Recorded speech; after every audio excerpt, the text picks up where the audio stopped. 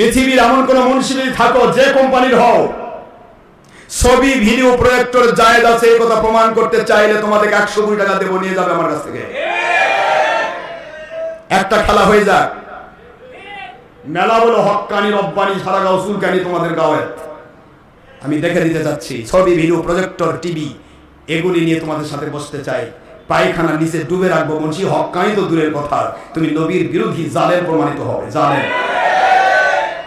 একদিকে পরনারীকে দেখানো দাউস, আরেকদিকে মানুষ দেখানো আমল শিরক, আরেকদিকে নবী বলেছেন জাহান্নামী আমল হারাম, হারামকে হারাম মনে করলে ফাসিক, হারামকে হালাল মনে করলে কাফের, এরপরে এটা বেদাত, এরপরে ইহুদি নাসারা তরিকা।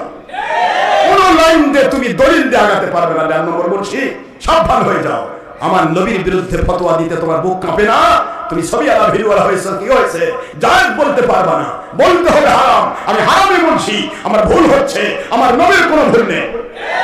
আমি হারামই বলছি, আমার ভুল হচ্ছে, কোরআন হাদিসে কোনো ভুল নেই।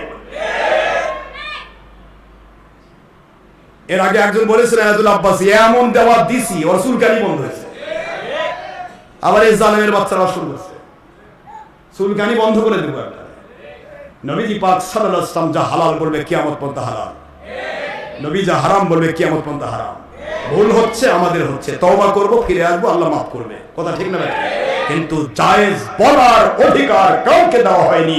যদি তুমি জায়েজ বলো, তোমাকে বলতে হবে আমার নবী ভুল করেছে, আমারটা ঠিক আছে। নাউজুবিল্লাহি মিন যালিক। কত বড় স্পর্ধা এটা!